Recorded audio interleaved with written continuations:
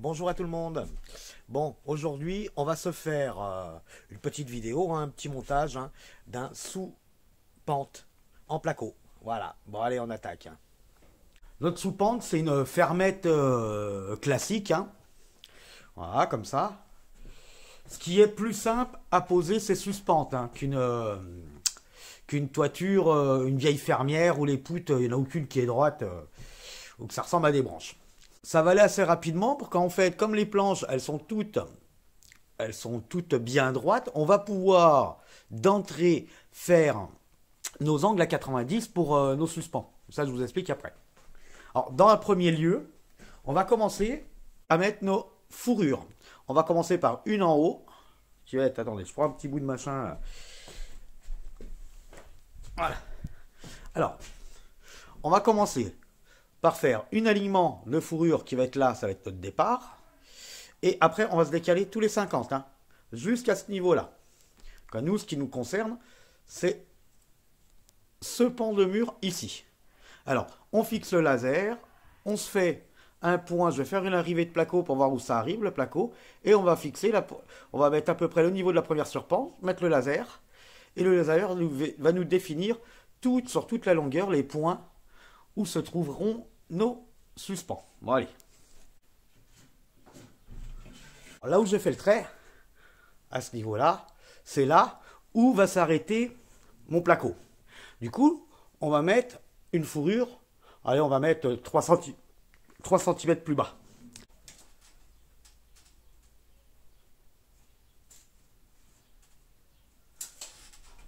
Voilà, alors j'ai fait un marquage qui est ici. Bon, ça zoome, mais voilà. J'ai fait un marquage qui est ici. 4 cm, j'ai mis 4 cm plus bas. C'est notre point de repère pour poser, pour mettre notre laser et qui va nous définir tous les emplacements sur nos solives. Bon, allez, je mets le laser. Alors, comme tu peux voir, j'ai mis le laser où je me suis pris sur cette distance-là. Et le laser, tu vois, il me définit tous les emplacements là, là-bas, ici. Ça va être l'emplacement où je vais faire ma perpendiculaire sur la solive pour pouvoir mettre ma suspente. Donc je vais marquer toutes les solives. Alors les solives, tu vois, je vais marquer celle-ci, on va commencer par celle-là. Voilà.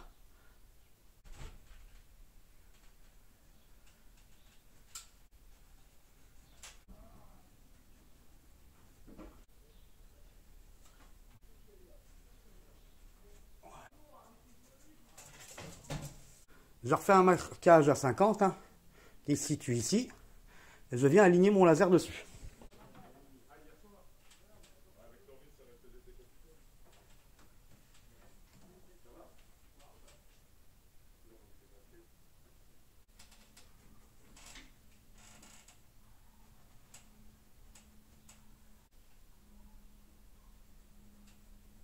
Maintenant, je redescends une fois de plus de 50 cm. Un marquage à 50 qui se situe là. Je remets mon laser dessus et je vais marquer toutes mes solives.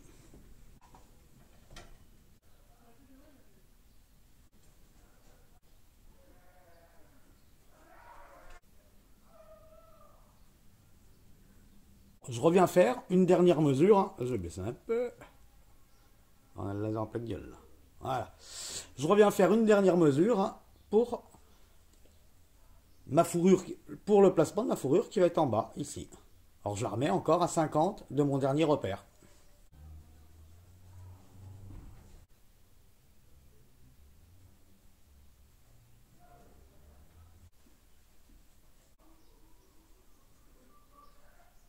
Alors voilà. Alors on a commencé, on est venu marquer toutes nos solives pour les emplacements des suspens. Tu noteras que je ne les ai pas mis sur cette poutre pour qu'elle fait la traversée complète. Et je ne vais pas toute la couper, je vais la laisser en place. Alors ça veut dire quand on aura installé nos fourrures, je mettrai des petites pattes à angle à 90 pour maintenir là où il y a un petit point faible. Maintenant, on va déterminer ce qu'on va faire. on va déterminer une parallèle sur cette poutre-là. Ça veut dire, je vais calculer mon écart, ça va être de 3 ou 4 cm. Hein. Je vais mettre 3-4 cm en bas, 3-4 cm en bas de la poutre, et je vais venir tracer sa parallèle. Allez, on fait ça.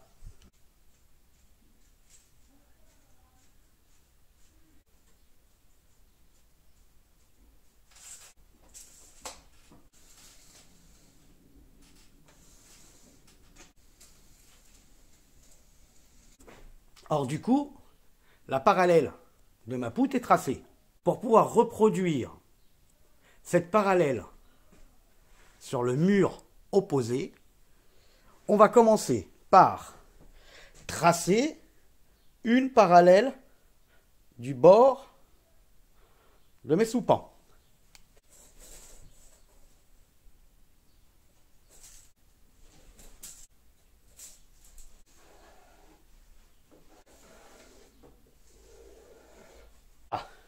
J'ai fait la parallèle de mon soupan.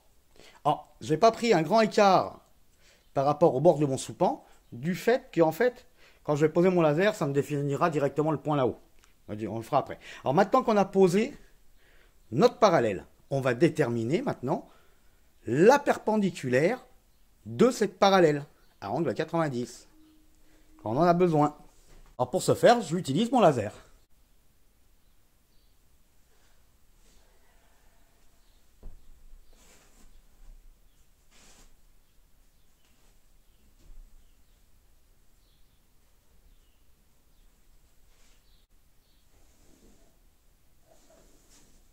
Je vais poser mon laser sur ma parallèle et ça me détermine mon angle à 90 de mon angle droit, de ma perpendiculaire.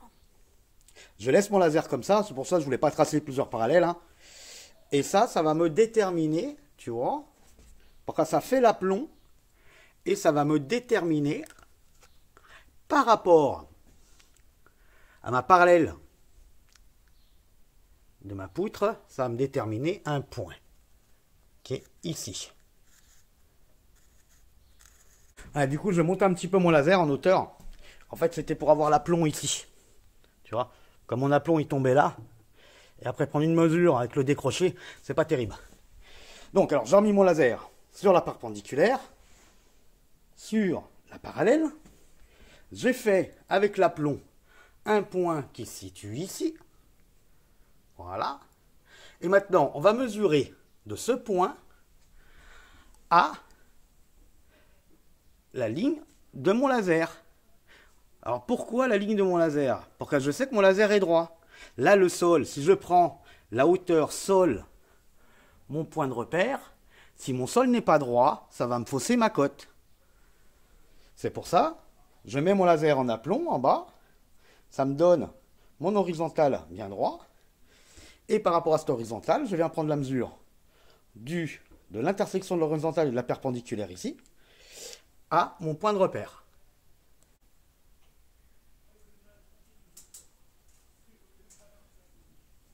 Alors tu vois, je n'ai toujours pas touché mon laser, mon laser il est là. Du coup, ça me donne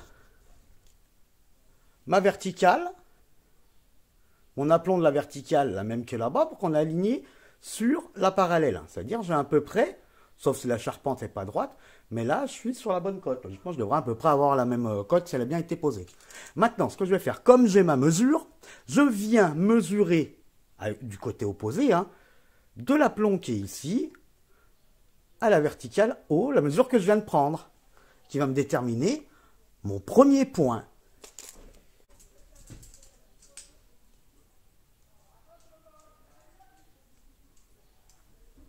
En prenant l'aplomb comme de l'autre côté, jusqu'à ici, j'ai exactement la même mesure que là-bas, et ça me donne mon premier point, qui est ici.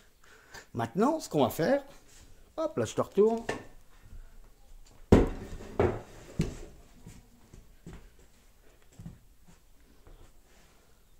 Maintenant, on va créer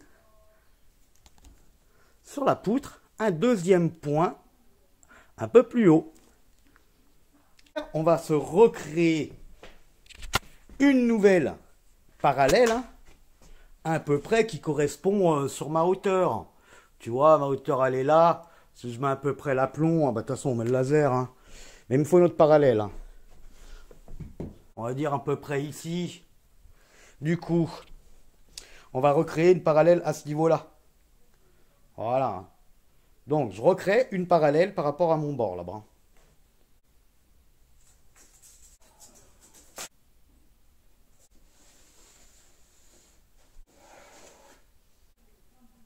J'ai mis un bout de poutre. Pourquoi j'aurais pu mettre mon éther, mais c'était plus facile comme ça. Alors, tu vois, j'ai bien remis mon laser qui donne, en fait, sur ma perpendiculaire et sur ma parallèle que j'ai tracée. Je le mets de hauteur de façon, tu vois, regarde. J'ai mon aplomb qui est là, qui est pas trop haut de mon point pour prendre une mesure plus facilement. Quand plus la mesure, elle est longue, plus c'est un peu la galère. Du coup, maintenant, je vais faire mon point là-haut, mon repère en haut, et je vais prendre la mesure de mon repère là-haut à l'aplomb de mon laser, que je vais reproduire, voilà, sur l'aplomb d'ici et sur mon alignement ici et mon aplomb en haut. Je mets mon deuxième repère et je mesure.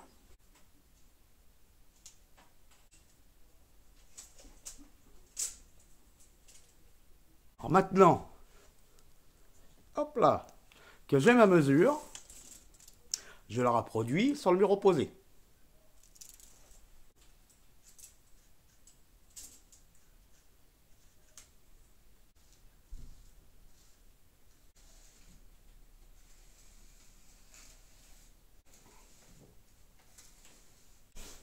J'ai ma parallèle qui est tracée.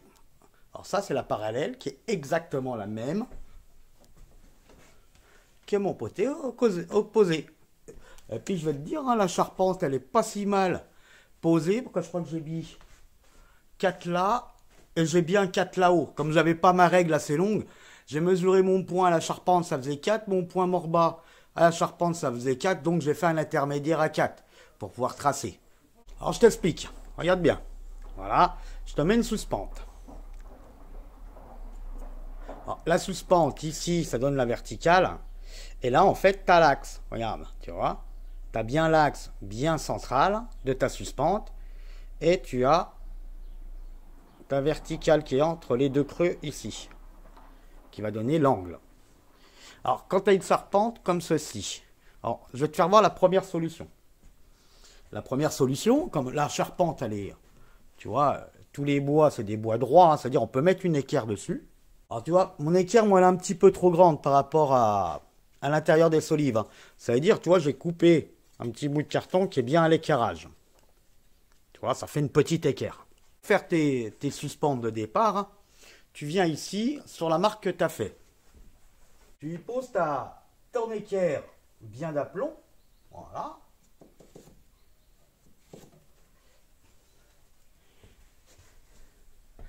Et ça te donne ton angle que tu vas reproduire sur toute la poutre, le même angle. Et là, comme tu as ton axe, tu reproduis, c'est pour le départ, hein, à l'équerrage.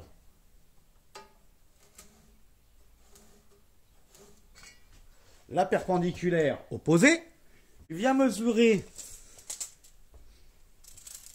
là ton trait à la charpente 4 et tu viens reproduire, voilà,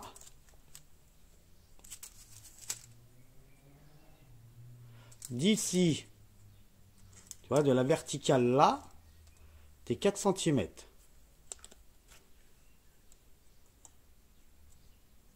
Voilà. Une fois que tu as ta marque de tes 4 cm, là, tu viens placer ta suspente. L'axe que tu as fait ici correspond en alignement au milieu de ta suspente. Et le 4 cm, c'est le bord de ta poutre.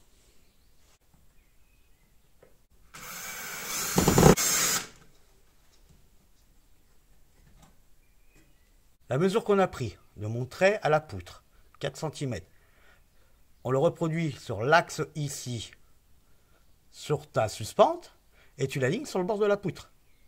Et l'alignement du centre au milieu, là, tu l'alignes par rapport au trait que tu as fait à 45.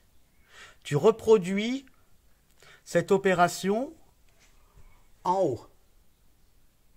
Et comme tu as la projection, eh ben, tu reproduis sur ton côté opposé. Entre tes deux suspentes, tu tires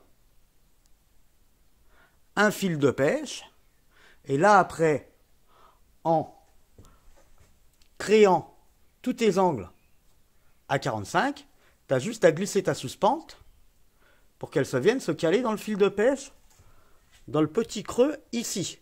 Comme tu as l'angle ici, sur toutes les poutres, et ton fil de pêche qui te donne la longueur de ta suspente, toutes tes suspentes vont être correctes. Alors ça, c'est la première solution. La deuxième solution, celle que je vais utiliser moi, c'est d'aligner ton laser en bloquant ton laser sur ce perpendiculaire-là et ce perpendiculaire ici.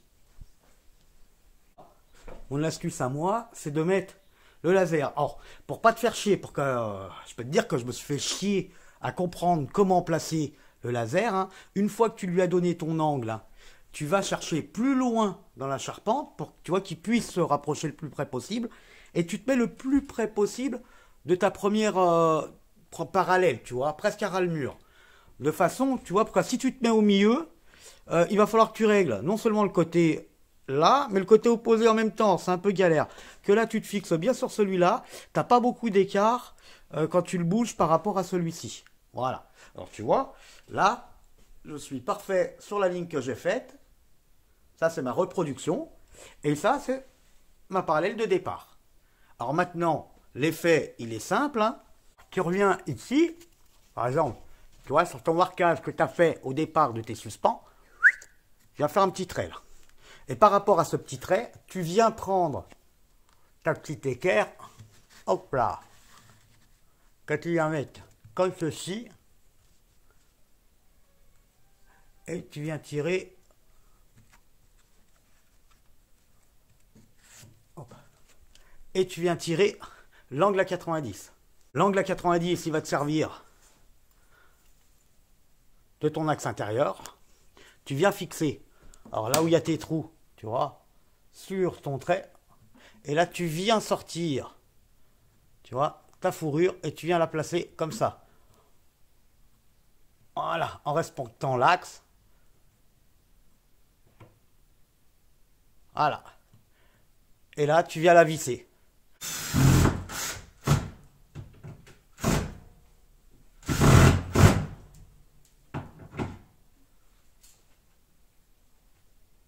Je te fais voir.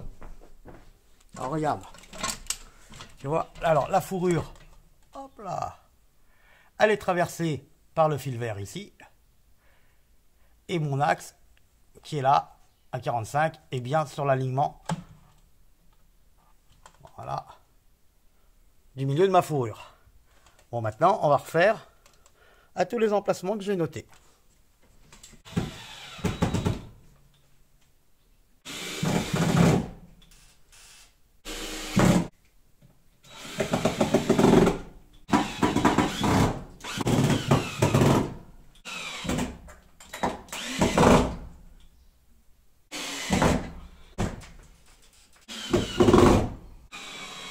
Donc mes suspentes, elles sont posées. Hein.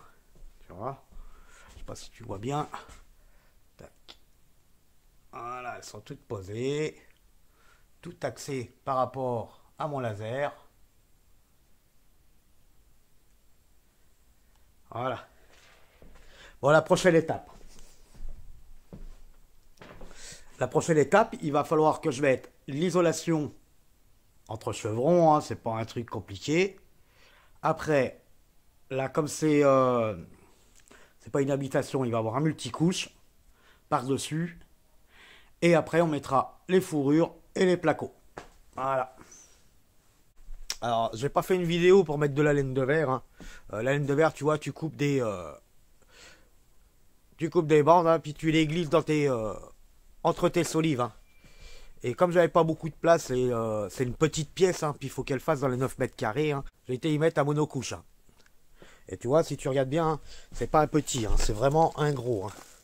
Voilà, tu vois l'épaisseur. Et ça remplace, si j'aurais dû rajouter un 100 largement de laine de verre, hein, par-dessus, en travers. Hein. Je crois qu'elle a son R est de 5. Hein. Bon, alors maintenant on va continuer, on va placer nos fourrures. Alors qu'est-ce que c'est une fourrure hein? Alors une fourrure, voilà, c'est ça. Tu vois, c'est assez fin. Et, ça, et tu vois, avec la petite ergotation qui est ici, ça vient se clipser dans les suspens. Alors on va les croiser, hein. En fait j'ai plus de 3 mètres, hein. J'ai 3 mètres 40, hein. Il va falloir mettre une éclise. Ça veut dire bout de 3 mètres, une éclise et le petit bout qui me manque, de 48 cm je crois. Alors on va les croiser. Par exemple on va partir dans ce sens-là, avec une éclise au bout, hein. Et après on ira dans l'autre sens, ou inversement. Que de façon que toutes les coupes d'éclise ne se trouvent pas au même niveau. Qu'elles soient interversives. Alors, on va commencer à mettre les fourrures. On va partir par la première fourrure qui est en haut là. On va mettre une grandeur complète. Et on viendra mettre un petit rajout avec un éclipse. Là. Avec une éclise.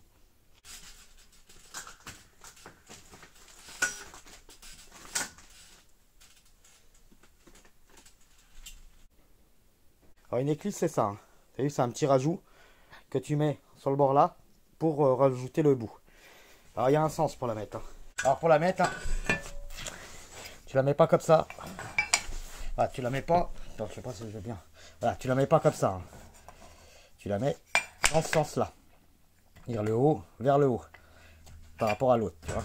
C'est l'inverse. Hein. Et tu viens juste la rentrer dedans. Comme ceci.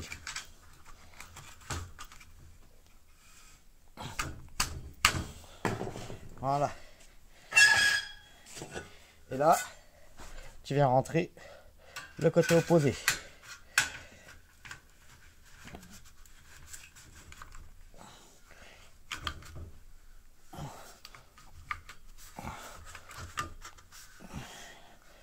Voilà, tu vois, ça se fait comme ça.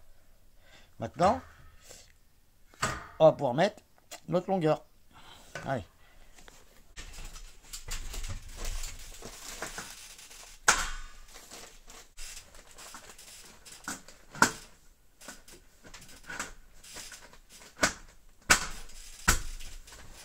Voilà ma première fourrure remise. Bon, on recommence pareil.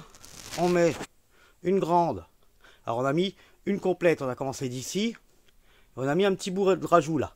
Donc on va partir d'ici. On va mettre une complète à partir d'ici. Et on mettra un petit bout de rajout ici. Bon, comme j'ai ma cote 57, c'est. Je vais recouper un bout à 57. Bon, je te fais pas voir comment on coupe un bout de fourrure. Hein. Je prends ma distance 57, je mets un coup de meuleuse dedans et puis voilà. Hein. Bon allez, on fait la deuxième.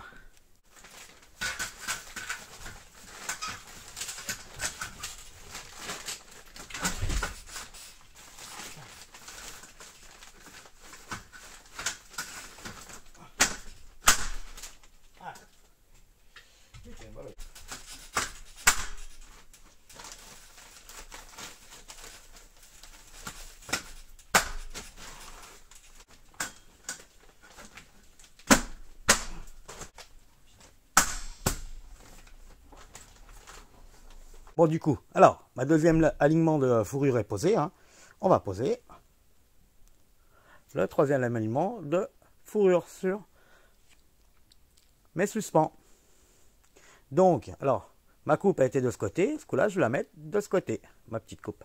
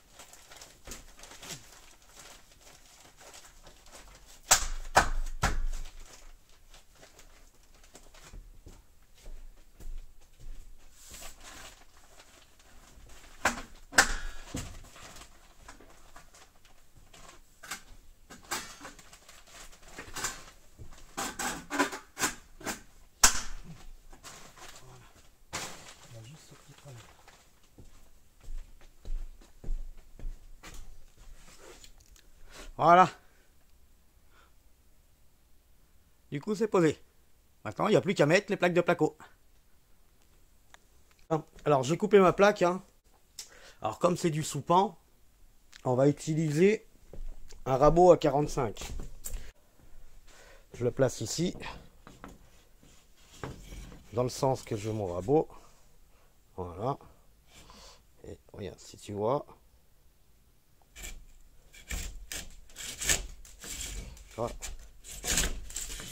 Ça me crée un angle. Mais ça fait plus propre. Hein.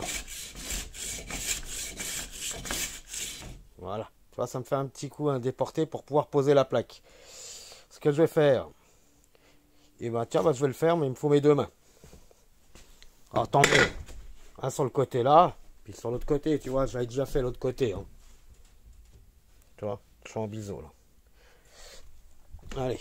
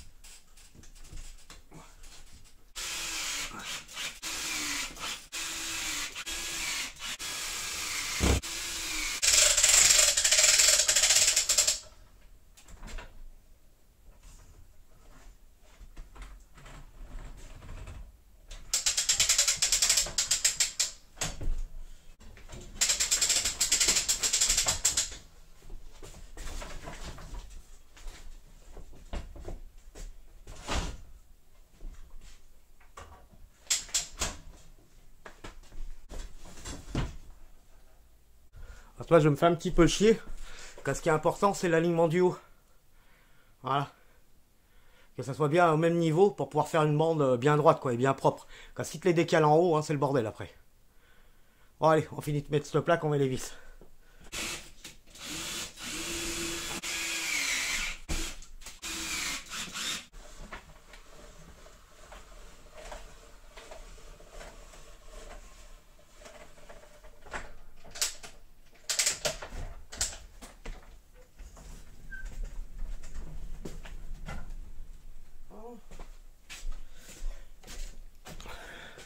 Donc voilà, hein. Le plafond est posé. Hein. Bon, alors, sur la pose du placo, il n'y a pas grand chose à dire. Hein. Tu utilises, tu vois, un lève-plaque. Hein. Tu fais ton inclinaison. Et puis tu viens poser tes plaques sur tes fourrures et tu viens les visser. Hein. Essaye de mettre à peu près les vis, tu vois, même niveau, même emplacement à peu près. Ça fait un travail propre, on va dire. Bon, alors en haut, tu vois, j'étais pas monté assez pour mon angle à 90. Hein. Donc il va falloir que je mette un petit coup de map pour faire un truc propre avant de mettre le joint. Hein. Ce qui est important, c'est que les plaques soient bien alignées, hein, tu vois, dans chaque intersection, hein, ici, quoi. Voilà, tu vois, bien aligné en hauteur pour bien pouvoir faire un beau joint. Alors, petite astuce, hein, mais je la ferai voir. Moi, je fais les joints, tu vois, en sous-pente comme ça, je prends une bande armée.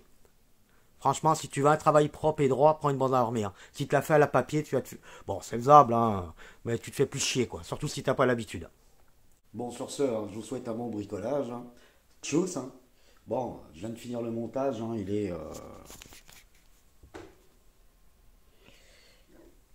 il est 4 heures du matin à peu près. Hein.